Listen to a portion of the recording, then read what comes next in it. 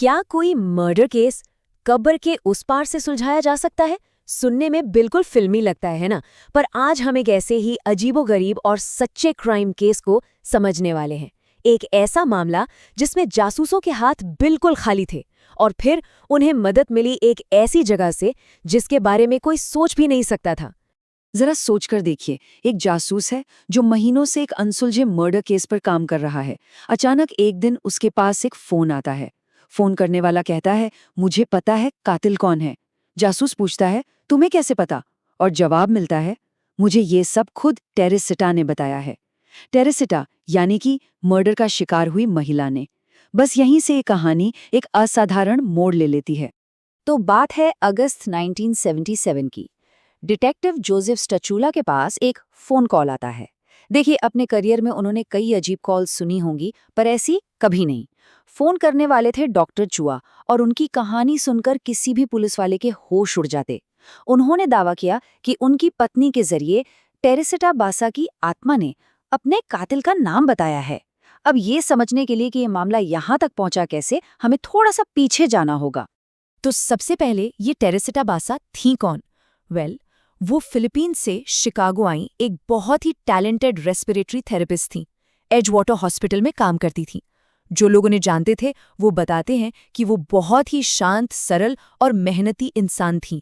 मतलब एक बिल्कुल सामान्य जिंदगी जी रही थीं, जब तक कि वो एक भयानक क्राइम का शिकार नहीं हो गई।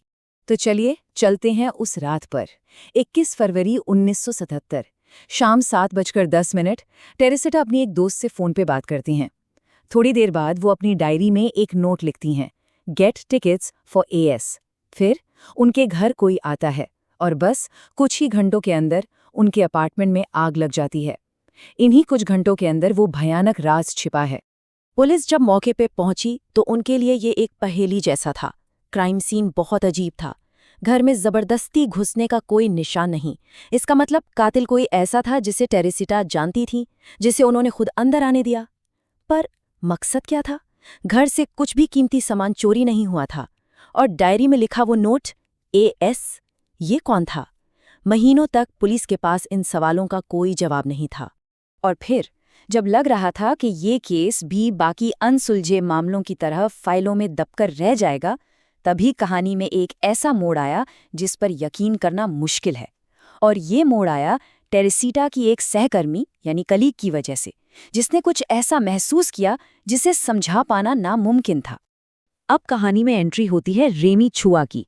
रेमी भी उसी एजवाटर हॉस्पिटल में काम करती थी जहां टेरेसिटा करती थी, और टेरेसिटा की तरह ही वो भी फिलीपींस से थी। अब जानते हैं, शिकागो जैसे बड़े शहर में वो दोनों एक दूसरे के लिए एक सपोर्ट सिस्टम जैसी थी। अपनी भाषा, अपना कल्चर शेयर करती थी, तो उनके बीच एक अच्छा गहरा रिश्ता था। जाहिर है, टेरेसिटा की मौत से रेमी को बहुत बड़ा सदमा लगा था। एक दिन वो हॉस्पिटल के लाउंज में थी, अपनी दोस्त को याद कर रही थी कि तभी उन्हें अपने सामने टेरेसिटा की परछाई दिखी। ये इतना असली था, इतना चौंकाने वाला कि वो डर कर चीखते हुए वहां से भाग गईं। पर उन्हें क्या पता था कि ये तो बस शुरुआत थी। इसके बाद जो हुआ वो और भी ज्यादा डरावना था। एक रात रेमी के पति डॉक्टर चुआ ने नोटिस किया कि रेमी नींद में कुछ बोल रही हैं। पर वो आवाज रेमी की नहीं थी। वो एक अलग धीमी सी आवाज थी और वो कह रही थी, मैं टेरेसिटा हूं। अब जरा डॉक्टर छुआ और रेमी की हालत के बारे में सोचिए। दोनों मेडिकल प्रोफेशनल्स हैं जो साइंस और लॉजिक पर यकीन करते हैं। उनके लिए भूत प्रेत और आत्माओं जैसी बातों पर यकीन करना नामुमकिन था। वो डरे हुए थे, कंफ्यूज थे, और उन्हें ये भी डर था कि अगर वो पुलिस के पास ये सब लेकर गए तो लोग उन्हें पागल ही समझेंगे। भला कौन यकीन करेगा उनकी इस अविश्वसनीय कहानी पर? कई हफ्तों तक ये सिलसिला ऐसे ही चलता रहा। आखिरकार डॉक्टर चुआ ने हिम्मत करके उस आवाज को सुनने का फैसला किया, और उस आवाज ने, जो खुद को टेरेसिटा बता रही थी, मर्डर की पूरी कहानी एक एक डिटेल के साथ उनके सामने रख दी। और ये हिस्सा सच में हैरान करने वाला है। ये कोई हवाई बात नहीं थी। उस आवाज ने साफ साफ एक नाम बताया, एलन शोरी। एक मकसद बताया, गहने। एक बहाना बताया, टीवी ठीक करना। और सबसे जरूरी बात ये भी बताया कि वो चोरी किए हुए गहने मिलेंगे कहाँ। अब ये ऐसी जानकारी थी जो सिर्फ और सिर्फ कातिल को पता हो सकती थी। इतनी सटीक डिटेल को नजरअंदाज करना नामुमकिन था। इन चौंकाने वाली डिटेल्स के बाद डॉक्टर चुआ का शक यकीन में बदल गया। उन्हें समझ आ गया कि उन्हें पुलिस को बताना ही पड़ेगा, भले ही कोई उन पर यकीन करे या ना करे। और बस इसी के बाद डिटेक्टिव स्टैचुला को वो फोन कॉल आया था। एक ऐसा कॉल जो सुनने में भले ही नामुमकिन लगे, लेकिन एक प्रोफेशनल जासूस होने के नाते उन्हें इसकी जांच तो करनी ही थी। तो पुलिस ने एलन शौरी को पूछताछ के लिए बुलाया।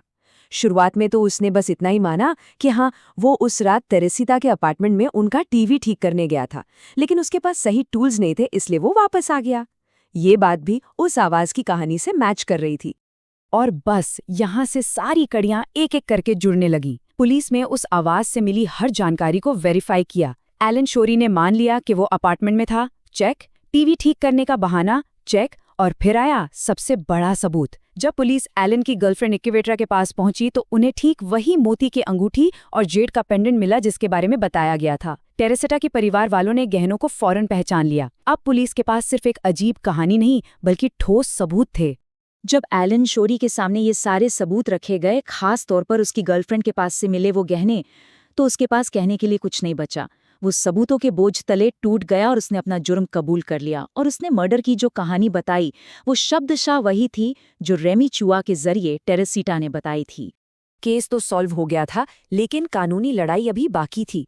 कोर्ट में शौरी ने एक नया दाव खेला और अपने कबूलनामे से ही मुकर गया।